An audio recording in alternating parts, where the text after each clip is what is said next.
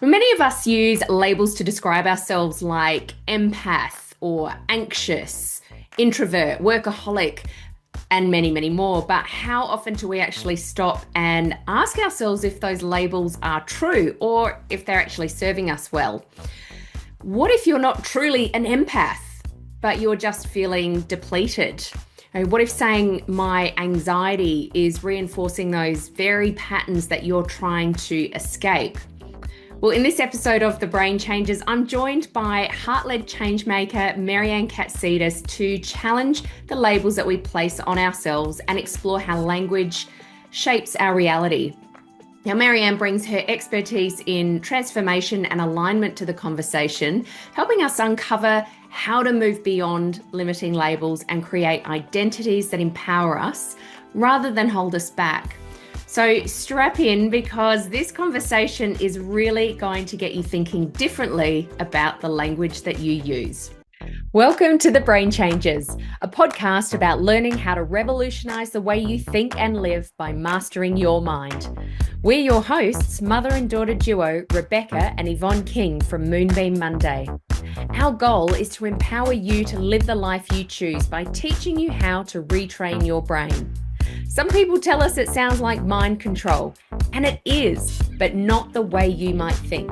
This is about you taking control of your own mind, rather than letting your mind control you, so you can choose to live a life free from the expectations of others.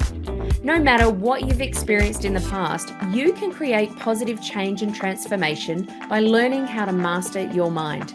We know this because we've done it. Between us, we've survived cancer and stroke and eliminated debilitating anxiety and depression. We've turned our pain into purpose through the power of our mind, and we're now here to support and guide you to do the same. In this podcast, we share valuable insights about how your brain works, why you think, say, and do the things you do, how to begin the process of change, and why it's necessary. Because we know that when you change your mind, you change your life. Thanks for joining us. Let's go. Hello and welcome to this episode of The Brain Changes. My name is Rebekah King, and I'm excited to be here today with a very dear friend of mine, Maryanne Katsidis. Hi, Maryanne. Hi, beautiful. I'm really excited to have you here. It's funny, we only really met kind of recently, but it's incredible the number of similarities that we've found, isn't it? Even I was thinking about this before this conversation. We even both like pineapple on pizza. Everything so far is almost identical. It's a bit freaky. I know, we're like sisters from another mister.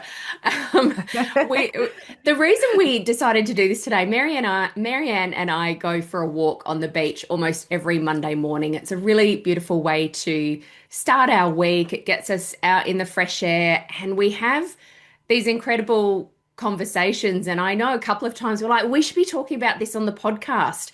Because we both love sharing information and points of view. So I guess here we are talking about this particular topic today. But perhaps you can kick us off, Maryanne, by just introducing yourself, telling us a little bit about who you are and what you do and why you do it. Well, firstly, thank you so much for having me on the show today. I love our conversations, and we're both chatterboxes, so I'm sure it's going to be an epic chat. But I work with visionary CEOs who've built success, but they feel like something deeper is misaligned. And I help them recalibrate their leadership energetically so that they can lead with clarity, with presence and legacy, not just performance. So it is something I'm very passionate about. I've got a background in kinesiology, in strategy, in marketing and leadership. So it's really a combination of all of my skills. And I'm excited to talk to you. We've got plenty in common, and our philosophies are very similar too. So I'm looking forward to exploring this because I haven't seen this conversation anywhere else, and so I love that we get to talk about it today. Yes, awesome. No, thank you for that. And I even noticed like we've got particularly one word in common when we look at our sort of our brand identity. We're both very, very much wanting to help provide clarity for people. Clarity is something that I'm finding so many people are searching for. And I think even when you find clarity in, your values, your direction in life, like we're always searching, right? Because it changes. Things evolve over time. So I love that we have that um, synchronicity in what we're doing and the types of people that we're helping. And of course, you also have your own podcast, which I've been lucky enough to be a guest on, the Heart-Led Changemakers podcast. So lots of great conversations happening there with some pretty incredible names, if I'm honest. I was scanning through it again recently and thought, this is cool. So, I want to perhaps just give some big background onto why we decided to have this conversation. Like you say, haven't seen this conversation had in a lot of places lately. And we were actually at an event together. You were on the panel, and one of the panelists there asked the room, "Who here is an empath?" And a number of women, of course, raised their hands. It was a female-only event, and this is the moment I had a moment where I thought, you know what, in the past I would have been one of those women raising my hands. I used to identify as an empath. I used to call myself an empath. But more recently, like, I feel a bit different about that. And I looked the word up because I truly wanted to understand it. I love a definition. And basically, what I discovered was that an empath is a person who is highly attuned to the energies and the emotions of those around them. And I thought, yep, okay, that's me. What else? And then it said something to the effect of empaths are said to feel what others are feeling so deeply that they absorb or they take on the emotions themselves. And it's often at the expense of their own emotional well-being. And I thought, okay, I used to feel this way. I I used to work in a very emotionally charged industry, like burnout, compassion fatigue. They were all a regular thing. And back then, I would have definitely described myself as an empath. But now, I'd say I'm empathetic. I show a lot of empathy when working with my clients, but I don't get stuck in the emotions of others. I can feel empathy toward a situation or toward a person, and then, once we're done with that conversation, I can walk away without holding on to it. So it made me think I'm not an empath, which of course got me thinking about all the other labels that we place on ourselves, which is why I wanted to chat to you about this. A big one, of course, in my line of work is I have anxiety. I hear this one a lot, and it's one of the first things I work on with my clients, helping them understand the impact of their language, uh, especially when it comes to identity. So I'd love to ask you this, Maryanne. Like you said, you're working with leaders and organizations, around transformation. So do you often see labels and language getting in the way of growth for those people? Oh, Beck, that's an understatement. Everyone, I mean, the labels, like the label list has grown fundamentally, right? Mm, The thing is, the compassionate part of me understands why those labels exist. hmm And it is because people just truly want to be understood.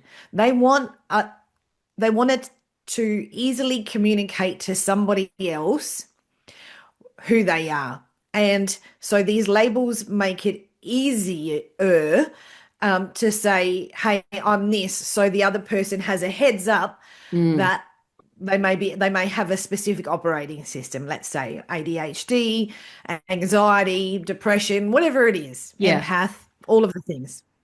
The list is endless, and Yeah. it's getting more technical as we go along. Yeah. But what is problematic, and what I'm seeing in organizations and just in our society in general is people are hiding behind those labels. So it's actually it's multi-pronged. So the first Mm, prong is you've got the person saying I'm this, and therefore that is who they are, and they stay in that identity. And what it means is a lack of growth, which we can sort of dive into and talk about. Yeah. But then there's the other prong, and that is not trusting that the other person is going to be curious enough about you, or intuitive enough about you, or present enough with you to ask the questions to get the information. And Mm. so some of those labels is, it's sort of like forced laziness with communication, which is annoying because you Mm. and I are both very deep people. We don't play superficially. Our conversations are like we're swimming in the ocean, and it's amazing. And that's why we're, great friends and colleagues and all of the things. But I feel like we make it really easy for people to be lazy. And Mm. also, there's a distrust. And that distrust has come from the fact that people aren't choosing to be present. They're not choosing to be curious. So the person who's wanting to hide behind the label isn't really wrong. It's not that a great thing to do, but they're not wrong, because I mean, we've been to networking events where people just want to say I'm this, and then that's it. Yeah. And it's like, no, I get that you're saying to me, that you're a business advisor, for example, but who are you? Like, what are you passionate about? What I don't give it, and I'll sorry for swearing, I don't give a shit what your label is. I don't care whether it's your job title Mm. or your anxiety label or any of those labels. Who are you underneath all of that? And so that those sort of arms to that label, it makes it very complex, very, very complex. It is like oh God, there's so much in there, isn't there? That what you just said there, um, when somebody actually says, and like you say, we go to a lot of networking events, and a lot of people say, "Oh, the first question is, what do you do?" And I think I was even saying to you recently, I'm so sick of that question. The next person who asks me that, I'm going to say, I'm a dog walker because, I just want to see what their reaction is. But we're so focused on what people do. And this is about, this comes back to that statement about we're a human being, not a human doing. So we're very, very focused on what people do as opposed to who people are, or, who they are outside of their work, perhaps. And I get that at networking events, often we're there to talk about our work and what it is that we do. But we bring so much of ourselves. In fact, I would hope we bring our whole selves to our work. How do you actually answer that question when somebody says, yeah, okay, I know what you do, but who are you? Like Maryanne, who is Maryanne? How do you answer that question? Well, I think you need to know who you are first. You need to know who you are, because when you know who you are, and when you've been deep diving and doing the internal work, your energy tells the story anyway. So Mm. you don't really have to answer that question. But if you're at, let's use the networking reference, because that's one of my favorite bugbears. So let's use that, because Yeah, that's something that most people can relate to, is being in environments or groups where you have to introduce yourself, yeah, and you've got the time frame, so you've got the clock ticking, and there's yes, a lot of pressure to perform, and that's what people are doing. They're performing, yeah. right? So they're talking from their headspace. They're not even talking from their heart space or from their sacral, like from their power center. They're talking from their head. So automatically, like I went to a networking event a few weeks ago, and everyone in the room were so basic and beige, and that sounds very judgmental, but that's factual, Hmm. that it was robotic. They said that week on week with no there was not a level of passion in the room at all, and it was boring, and it was actually heartbreaking, Mm. because they're doing themselves an injustice. But when someone says to you, "Who are you?" what does that mean to you? Like, when do you take that time to pause and ask yourself that internal question? I ask myself that question every day. I have that as part of my journaling in the morning, and I Hmm. sit there and I ask myself a specific series of questions. There's like 5 or 6 questions. So I can start to feel how I'm feeling. But if you wake up in the morning and you're on the go, and it's very hard to do if you've got children and so forth, Mm, and I get that. You've got a lot of responsibilities. It's easy just to be on the fly. And so you don't give yourself that time and that grace to check in. mm, But pausing, even at the end of the day, at the beginning or the end, just to check in and sit with how you're feeling about yourself helps you better express and let someone else know what's important to you.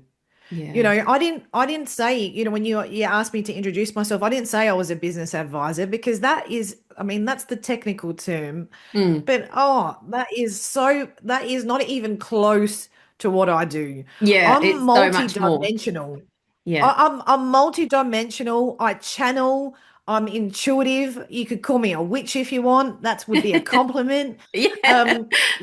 That's how, how you say I want to introduce myself as a dog walker. I'm dying to introduce myself as a witch. Like I'm going to challenge Cool. myself at some stage to do it, just for shock and awe, to Yeah. make sure people are awake and listening, right? Well, But because they don't I understand what that means anyway. So it'd probably bring up a no. really interesting conversation, if nothing else. Totally. And it's terrifying, that word. Yeah. Like, they'd be a deer in the headlights. But here's the interesting thing. When you are present and you are grounded and you are rooted in your energy and in your essence, that is terrifying to people anyway.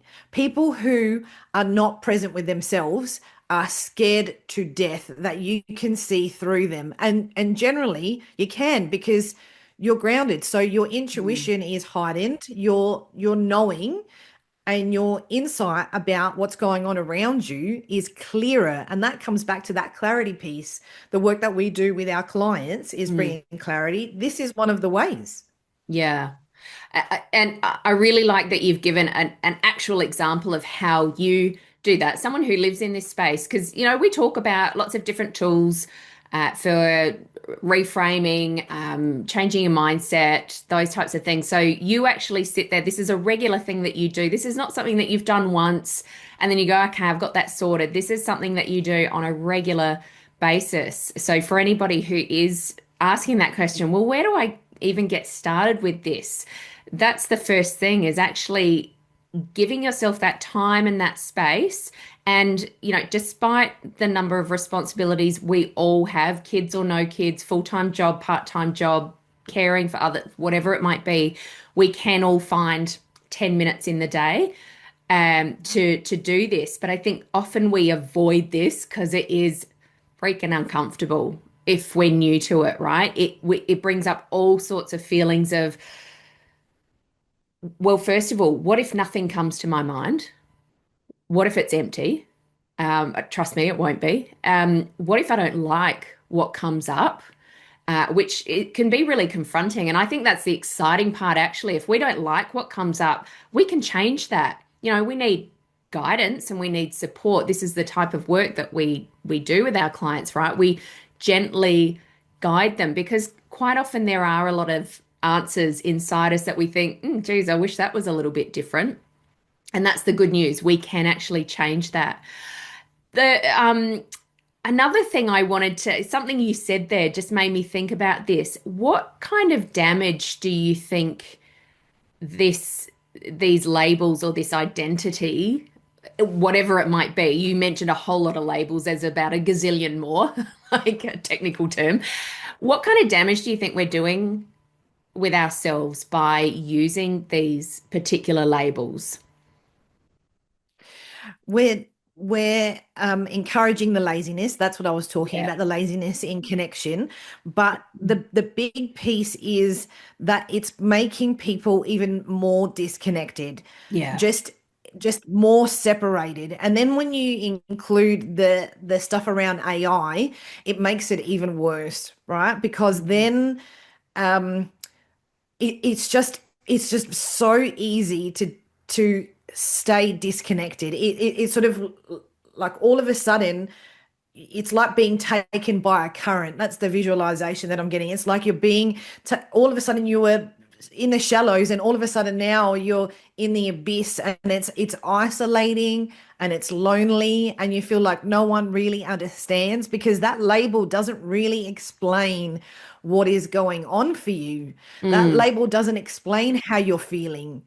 But, and that's why those questions in the morning are important because you're not even giving yourself time to sit with how you're feeling.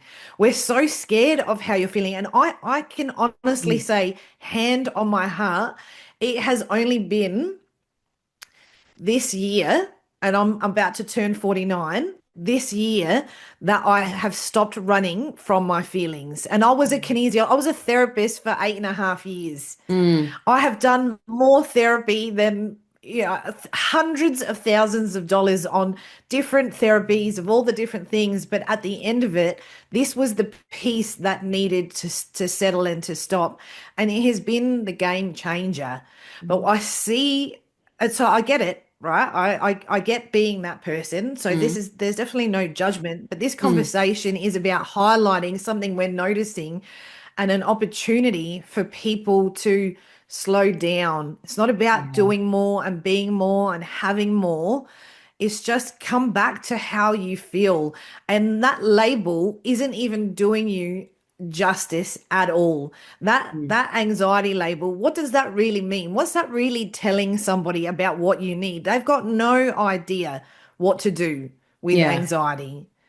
And if they've Yeah. got anxiety as well, their version of anxiety and your version of anxiety are two different things. You might need just someone to listen. The other person might need a hug. They might need to do some grounding. It could be a number of different things. And so these these labels are ultimately, people think that they are going to feel connected and seen, but it's making them more disconnected. And that's what's troubling to me.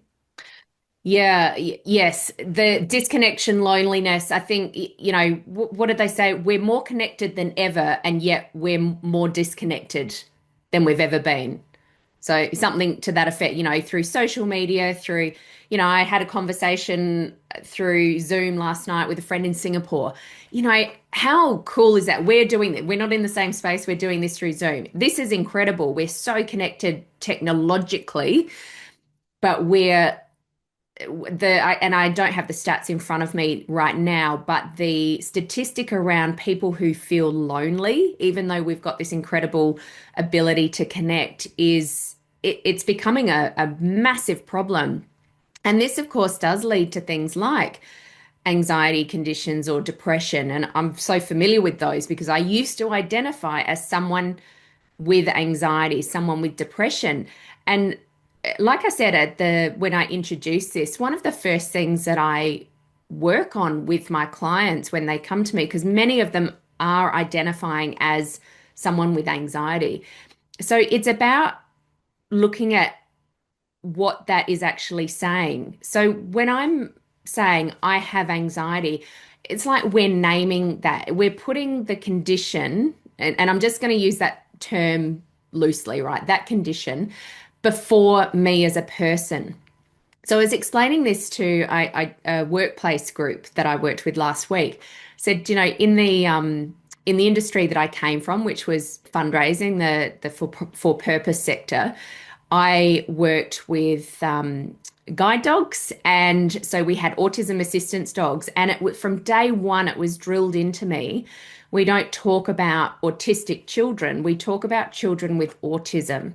We want to put the person before the thing, before the condition, if you want to call it a condition, right? Um, and then when I moved on to another organization, we worked with a lot of people with cancer and other illnesses. And that phrase of cancer patient, I mean, it's a horrible, horrible term. And all it does is identify this person like cancer. That's all you are, that's all you have. Instead of this is a person living with cancer, or insert any illness or disease here. And when I was able to explain it to this group like that, so, if we're talking about anxiety, we can reframe this into I'm a person who has anxious thoughts from time to time, as opposed to I have anxiety. And instantly you could see this, ah. I've never thought about it like this before. One of the women there who has kids, she actually said, yeah, actually, it's the same as, when you've got kids and you have to tell them off because they've done something naughty, it's explaining to them, you're not a bad person. It's just the action that you've chosen. You might not say it like this to a kid, but the action that you've chosen to take here is not the right thing to do. So you're still a good person, but this was a poor choice. So we're putting the person before the condition. And, especially with things like anxiety, depression, when we identify, it's like that's all we are. So it's like saying everything that I do, or every action that I take is going to have some sort of form of anxiety around it, as opposed to I simply have anxious thoughts from time to time. So I can now say I do not identify as someone with anxiety. Doesn't mean I don't feel anxious from time to time when the situation warrants it. Absolutely. And that's the same with empathy, right? Yes. Empathy is even worse because empathy, I have referenced myself in the years past as an Hmm. empath. That Hmm. I heard that term early on in my self-development side of things, and I stuck with it. That became my label. I'm an empath. Therefore, all these terrible things that are happening to me is because I'm too sensitive. Yeah. And I feel like a lot of the time that word alone puts you in victim Yes. rather than I am empathetic of other people Yes. is different from I am an empath. I am an Yes. empath means then you are on the receiving end and like I said, a victim. And that is disempowering. Mm. When you're looking at self-development, when you're looking at doing, when you're working with any coaches or any natural therapies, anything like that, there should be an empowered mode rather than keeping you in a state where you're just treading water. And I'm sure you've had experiences with people that you've worked with before, same with me too, where I didn't feel like I was moving out of that. And in fact, I probably did too much with the wrong people to keep me in that state. I am a highly sensitive person. Hmm. Highly sensitive. My energy it picks up on what's happening around me so actively because I spend time cultivating my energy in that space. I'm mindful of it, and just now, I've been like that since I was a kid. Hmm. But where it becomes problematic is when you fall into I'm an empath, and that means then you don't have to set boundaries. You don't have to take Mm. responsibility for your part of what is going on, and it Yes. allows you to be mistreated all the time. And so when we heard that sort of question in that at that networking event, I don't know that the women in that room would have been thinking about it like that. And again, that's obviously what kickstarted this conversation because we were intrigued by that Yes. concept. Yeah. And that you've nailed it there. It's potentially, like you said, putting us in this victim mindset. That's of course, we've talked about this in a previous podcast. It's living in effect rather than living at cause. So it's seeing the world through a view of life is happening to me as opposed Yeah. to life is happening for me. What can I learn from this? And granted, when something bad has happened, as will always happen, like we're always going to have Of stressful course. situations, bad things are going to happen, right? There's no getting away from that. We're not just here to think positively and, fluffy. We are realists as well. But and it is hard sometimes to think, what can I actually take from this? What lesson can I learn from this when we are deep in the shit, essentially, and we're thinking, seriously, how can I find something good from this? I think it's important to give ourselves some time and some compassion there. You may not get it right there and then. It may even take years sometimes. I talk about this in my keynote about, when my dad died, which is a long time ago now, about 30 years ago. And at the time, do you think I could see anything good in that? I was 16 years old. There's no way I could see a positive in that. But as time, bless you, as time has gone on, There are so many lessons that have come from that. I think even things that I can see in a positive light doesn't mean that I wish it hadn't happened, doesn't mean that I would change it if I had any power over it, but I choose to see it in a different light. So this is looking at life as though it's happening for us. What can I learn? As opposed to that, in effect, um, everything bad happens to me. Because of course, Yep. speaking of energy, and it's a famous saying, I think, from Tony Robbins, where the focus goes, energy flows, right? If we Yeah. think in those terms, everything bad happens to me, guess what? You are just going to attract those bad things. Everything that happens is going to seem like it's happening to you. Yep. So, And yeah, it's hard to do.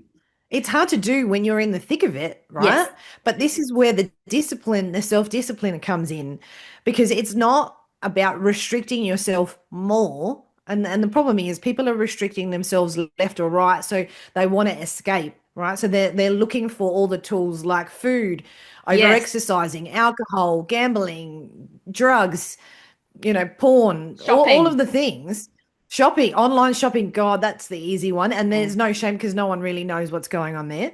Um, but it is um, those tools are a distraction from how you're really feeling. But if you stay with it and you just stop for half an hour, not even, when you are starting to feel the intensity of it and just asking, what is this trying to teach me? Yeah. Just pause with it, then you're more likely going to feel some respite and or some clarity. And I read because I've been so fascinated about this since we started this conversation down at the beach. But I read if you don't pause to acknowledge how you're feeling when you have an emotional flare up within the first half an hour, it stays around for sometimes up to years.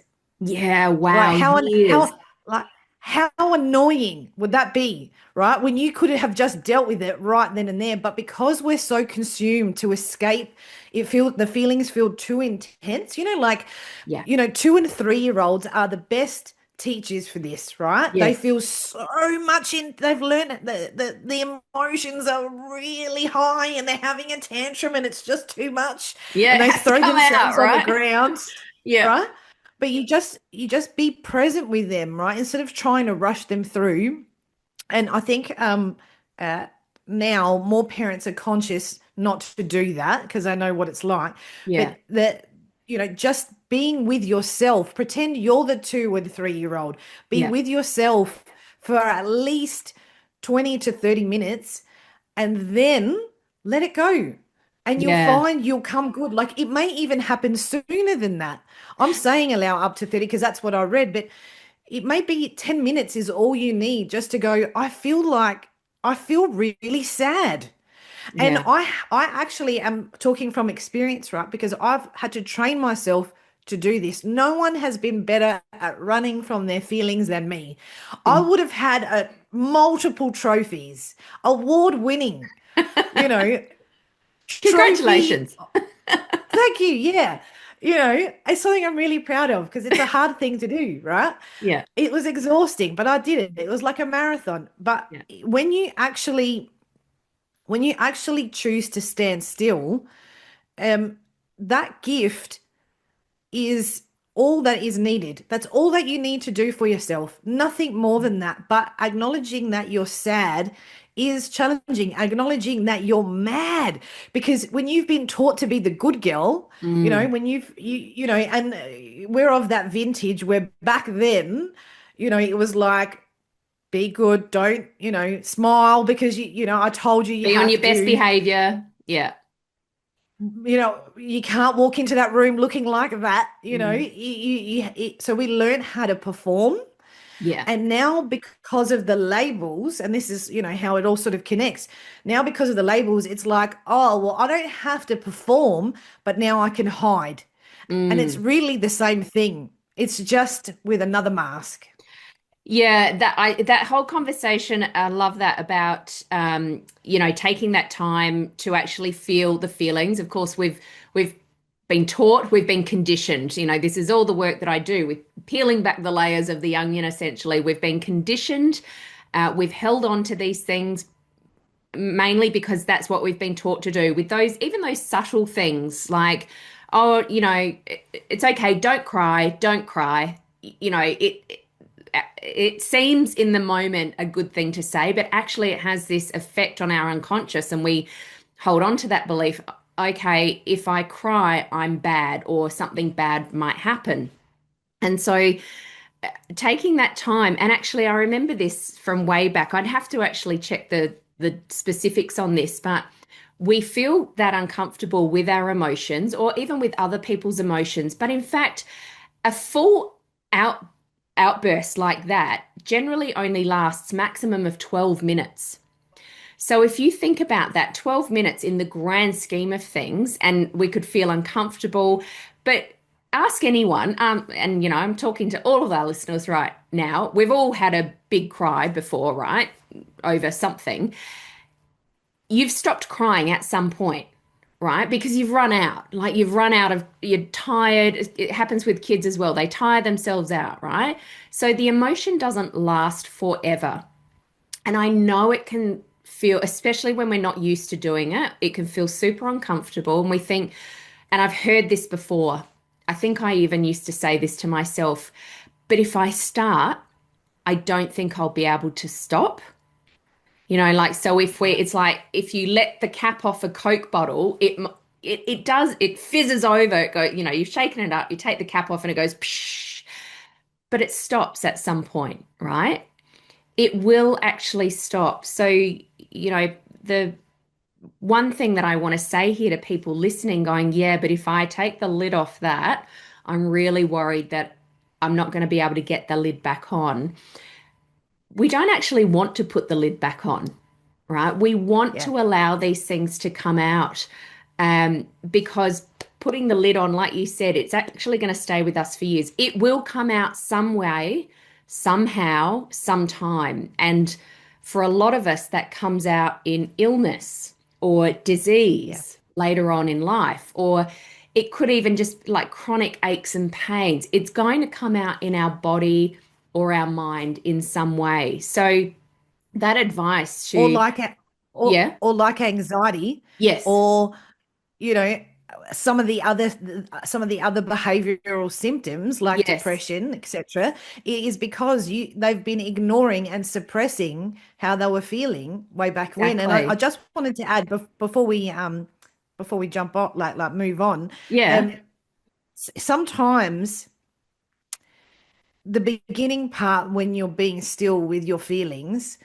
and letting that bottle cap go, mm, yes, initially, truth be told, there can be a bit of an outpour, yeah, and that takes grace and compassion for the self to be willing and able to just be with it, and to trust that whoever's facilitating you through that process, and you do this beautifully with your clients, thank you.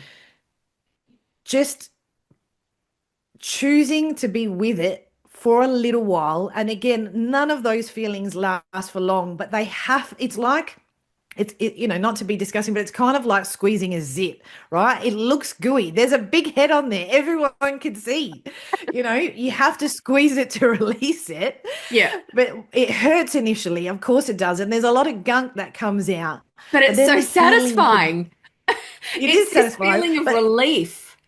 yeah, but then there's this big giant red thing on your face, but then it starts to heal, Yeah, right? Then it's got time for healing. Then it needs some nurturing, it needs some tea tree, it needs some moisture, it yeah, needs, maybe some ice even, just to calm it all down. It needs gentleness and time. And yes, that's what happens when you release that cap. But yeah, it doesn't make sense to just leave it so that it turns into a boil or something else. Do you know yeah, what I mean? It is important that, yes, it's not going to be, oh, I'll just deal with this and then I don't have to think about yeah. any of the other things that have ever happened to me. We've got But to it's show it not some about love. but it's not about excavating all those other things either. It's just allowing whatever's supposed to come out and come through. Yeah. Yeah. And I think you said this before as well. Sometimes the 2 and the 3-year-old, they're really good at just expressing their emotions. And then, then they move on and they get on with life. We're the ones as adults that are like, oh my goodness, how do I deal with this? But I've done this work even with a few clients recently, that some of the work I do with timeline therapy. And we're looking for the source of the issue. So, anxiety, depression, all of these things that we're talking, well, that I talk about in this podcast in general, they are the symptom, right? They're not the actual problem. We go and look for the root cause. When's the first time that we felt this or that we had this thought? Because we want to detach you from that emotion because they're the emotions that we've stored. And quite often, a lot of people would know this as inner child work, for example. And sometimes when we find that initial time or that initial thing, a simple question that I ask is, what does 5-year-old Maryanne need right now? And so often she just needs a hug or she just needs to be told that it's okay. And so we do that. It to some people it sounds a bit woo-woo, some people it sounds naff. I don't care. It works, right? And sometimes that's all we need to do, and then we're able to disengage from that emotion. And I tell you what, the results that you get when you actually take the time to give that younger you what she or he needed back then, and you can do it even though you're not there anymore, it's quite incredible. I've worked with clients who have completely changed the way that they think, the way that they feel, the way that they behave. They've made incredible changes, powerful changes in their life simply from that small piece of the puzzle, that small piece of love that they've given. So, Yeah. I, I've even done that with dating, right? So when yeah. I after my divorce and I started dating, I found I was having uh, the feelings of anxiety were palpable. I couldn't breathe. I was sweaty. I was nervous. I was trying on 700 outfits, not feeling like I was good enough. And I was in this sort of spiral. And I decided to start being present with my inner child. Hmm. And not only that, but my teen self. So the teen self is when the dating started. So when you're talking about timelines, I realized, okay, well, all of this would have started then. There would be issues that she is having or she's wanting to express or things she didn't get to do or say or be. Hmm. And and so I would actively sit in my mind's eye, obviously with my eyes closed, whatever, but I'd have a conversation with my little self, little MA, and Hmm. my teen self. And I'd ask them how they were feeling and what they needed. And the panic that they were in was Hmm. what was driving those anxiety feelings, what was making me feel uneasy and ungrounded. And so just acknowledging what was going on for them meant that I could remind them Hmm. and compassionately just give to myself so that I could just calm down. And Hmm. that was something that's a hard thing to do, right? Because it's Yeah. like talking to your own kids, but it's versions of you. Yeah. But it's like, okay, well, we're not going, you don't, you acknowledge it like you would with your own children.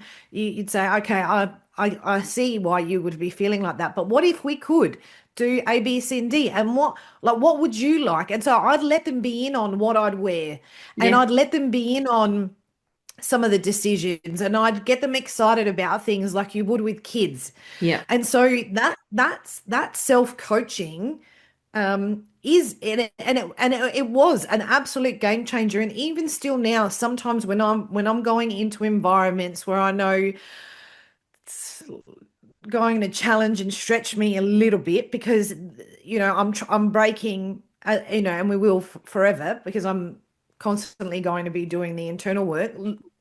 I do that as a way of supporting myself when I go into environments where I feel like I'm going to start performing Hmm. rather than being. I Mm-hmm. challenge myself to go back to that and go, but why do you feel like you need to? Like, Mm. what is it that, what do you think that's going to happen? And what it does is, and this is like such a key thing with this um, technique, is it builds self-trust Mm. because the whole reason you are feeling the things, all the emotions is because you're self-abandoning. And when you stop self-abandoning, that's when the magic happens. But you need, in order to do that, you need to be present with your current self, your present self, but also the version of you that's on a timeline that doesn't exist right now. But Mm. your brain is saying, oh shit, this is going to happen to me again. Not Mm. again. Oh no, Yeah. I'm going to get hurt. Yeah. Oh no, I'm going to be abandoned. Oh no, they're not going to like me. And it's like, no, no, no, no. Yeah. And it's not saying no to them, it's acknowledging it, but it's like, well, no, we don't have to re-have that experience. And if, No. say, for example, you did feel a sense of rejection, that person doesn't like you. Okay, well, what does that what's really going to change? Like, that just means that that person isn't right for you. And these conversations, as like you said, as woo-woo as it sounds, it is a gift. But again, you have to take 5, 10, 15 minutes out of your day to be still with yourself, to acknowledge it instead of running, Yeah. diluting, Avoiding. disconnecting, Yes. avoiding, escaping. That's right. Yeah. Yeah, it's some really insightful points there, Maryanne, and I love that you've given us so much of your own learnings from this. You've done the work, you're doing the work, like you say. We're all doing the internal work constantly. We've done a lot of it. We might have a break from time to time because it is tiring, and then Of we course, keep of doing it, course. right? I want to just bring us back to what we were talking about at the beginning, especially to do with empathy or being an empath. So I think in the intro we talked about, and this was my own personal experience as well. Instead of identifying as an empath, I realized actually that years ago, back when I used to say, yes, I'm an empath, I realized that I was actually just quite depleted, or I can see it from a different perspective now. I was burnt out. I did have compassion fatigue. There was so many people that I worked with in that industry that I lost just simply because of the type of people that I was around.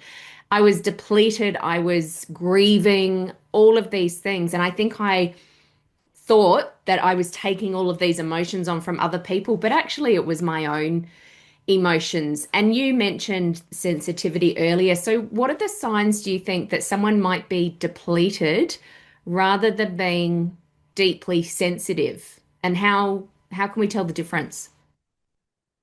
Yeah, so what just just wanted to comment on what you said about what happened for you with the Yeah. empathy side of things. For me, it was I didn't realize I was highly intuitive Yeah. and I wasn't willing and didn't understand and wasn't willing to see that I didn't have any boundaries or self-worth.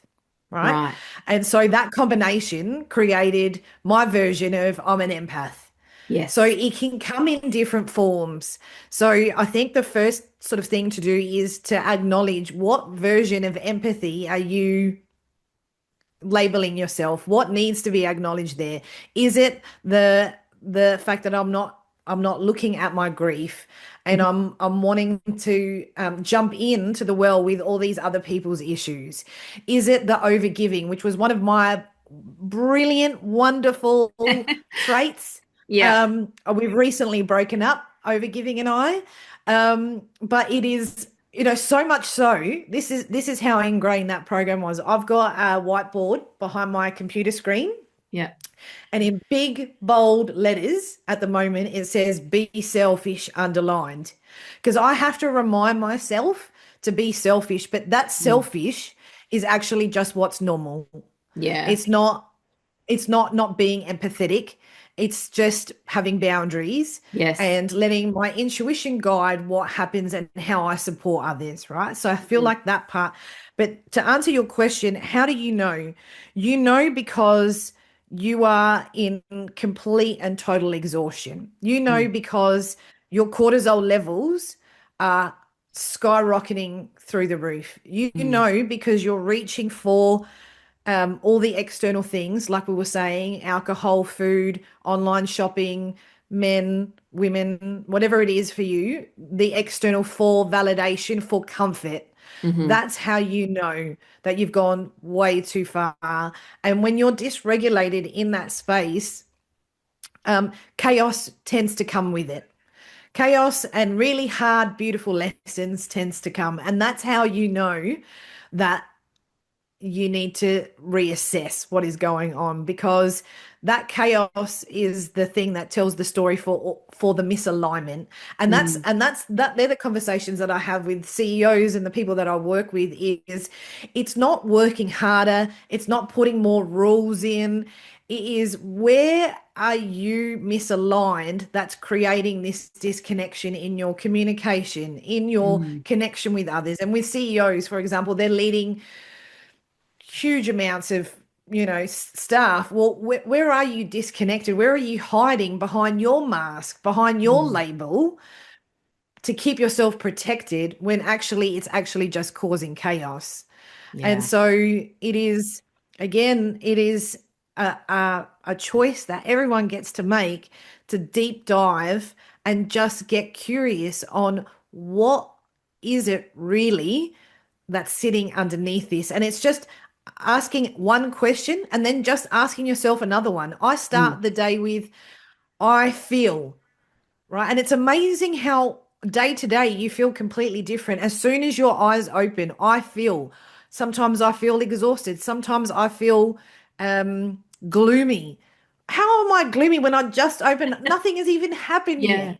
And that's What do where you that mean I feel that gloomy? question after the statement is the most important, isn't it? Because Right? it's that I'm exhausted. Well, that is going to perpetuate that feeling of exhaustion. I'm gloomy. Yeah, That's going to set that in. It's like the bad weather setting in, it sets in for the totally. day type of thing. So that next Totally. question, well, what is actually going on underneath here that's creating this feeling of exhaustion, as opposed to just Exactly. owning that I'm exhausted? And the best and worst part is, you can suppress with alcohol, for example, which is most people's go-to when they're in fight flight mode and Hmm. overwhelmed and sad.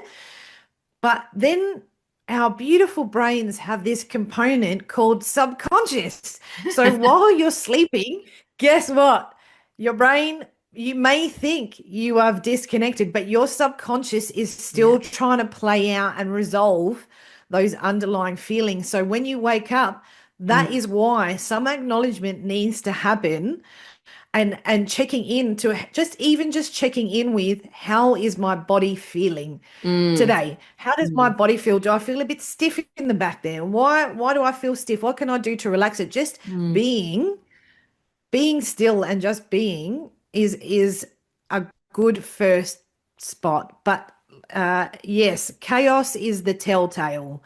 Yeah. Okay. Drama and chaos and things turning to crap is usually the telltale that you've gone too far. And we need to wind it back. And I think that's a Yeah. really good point to finish on, where you said, because I was going to say, what's a takeaway for our listeners today? And I really think taking that being still. So I know it's going to scare the shit out of some people to be still, or to take the time, or to make the time. And there's going to be loads of excuses flying out of your mouth right now, I'm sure, listeners. We all do it. I'm not. This is no judgment. We all do it, Maryanne and myself included. I'd like to think that we have enough awareness that we go, all right, there's an excuse flying out. What is it that I can change about this? So that's what I want to leave people with, is if there's one thing that you can start with, it is making that time to be still, to check in with your whole body, get out of the head, check in with the whole body. How am I feeling right now? Where is this Yeah. coming from? What is there a deeper sense here? What's actually underneath this exhaustion, this sadness, this anxious thought? And remembering to just reframe those things in a slightly different way. You're not an anxious person. You're a person that has anxious thoughts from time to time. Yeah. And not just that, but it seems like, journaling or writing stuff down about how you're feeling seems really self-indulgent, Mm. but that takes about 5 or 10 minutes to do that. But when you think about how much time people are spending on their phones, scrolling for hours, and 45 minutes, you can rack 45 minutes up really quickly. Yeah. I think you can make that choice. I Oh, think look, you can.